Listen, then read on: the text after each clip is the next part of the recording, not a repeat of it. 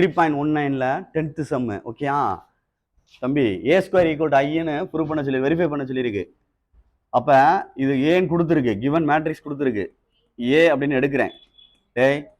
a equal to 5 minus 4 6 minus 5 a² equal to a into a. புரியுதான்னு பார்த்துக்கோ. சரிதான்? பொறுமையா நிதானமா செய்ய. a எழுதிரு. இன்ட்டு என்னது? a 5 minus 4 6 minus 5 5 minus 4 6 minus 5. இங்க பாரு, கொஞ்சம் கவனி. இதுக்கு ஆன்சர் உனக்கு தெரிஞ்சிருக்கும்ல. இங்க ஆன்சர் என்ன கொடுத்துருக்கு? இதுதான் என்ன சொல்லுவாங்க? அப்ப ஆன்சர் தெரிஞ்சிருக்கு.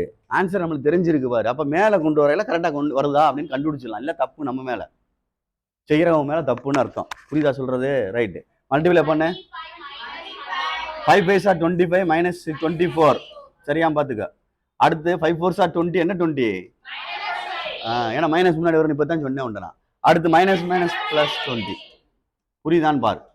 அடுத்து 6 5s are 30. அடுத்து 6 4s are 24. என்ன 24?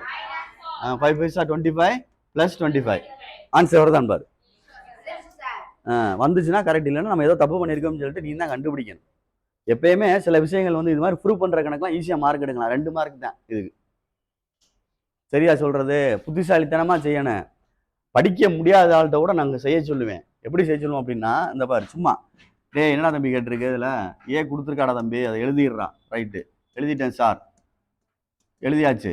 a² அப்படின்னு கொடுத்துருக்கு. அப்புறம் என்னடா தம்பி a இன்ட்டு a சார். அப்போ என்னடா தம்ப ஏ 2 தடவை எழுதுங்க சார். எழுதுறா தம்பி. 5 minus 4 6 minus 5 5 minus 4 6 minus 5. தம்பி கடைசியில் ஆன்சர் இங்கே ரைட் என்னடா கொடுத்துருக்கு தம்பி? ஐன்னு கொடுத்துருக்கு சார். அப்போ இதுக்கு என்னடா வரும்? 1001 சார். அப்போ என்னடா எழுதிடுவேன்? ஐன்னு எழுதிடுவேன் சார். முடிச்சு போச்சு. அப்படி முடிச்சுக்க வேண்டிய சத்தம் இல்லாம பெருக்கியிருக்கேன். நான் மனசுக்குள்ளே பெருக்கிட்டேன்னு சொல்லிட்டு போயிட வேண்டியது. கரெக்டான கான்செப்ட் தான் எழுதியிருக்கேன். என்ன தப்பு எழுதியிருக்கேன்? இடையில ஒரு வரி கட்டாயிருக்கு. என்ன வரி கட்டாயிருக்கு? அந்த மல்டிப்ளை பண்ணது தப்பு. அது எனக்கு தெரியல அப்படின்னாலும் மார்க் வாங்கிடுவேன் அந்த ஆருக்கு. அப்ப புத்திசாலித்தனத்தை யூஸ் பண்ணணும். சில இடங்கள்ல டபக்குன்னு மறந்துட்டு இருக்க கூடாது. சேராம பாத்துக்குங்க. ஆன்சர் தெரியுதுன்னா அதை கரெக்ட் பண்ணி பேலன்ஸ் பண்ணி, தெரியாத கட் பண்ணி வெளியே எடுத்துட்டுறணும். அவன் தான் புத்திசாலி. பாத்துக்கோ. சரியா? தப்புன்னு வாங்குறதுக்கு இது தப்புன்னு போட மாட்டாங்க.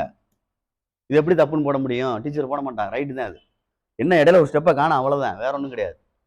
நம்மளுக்கு பெருக்க தெரியல அப்படின்றனால அதை விட்டுட்டு போற மாதிரி போயிட்டோம். பெருக்க தெரியும்னா அந்த இடையில உள்ள இடத்த ஃபுல்லா பண்ணிக்கிற வேண்டியதான் இந்த இடத்த. Okay, very good. பாத்துக்கோ. வேற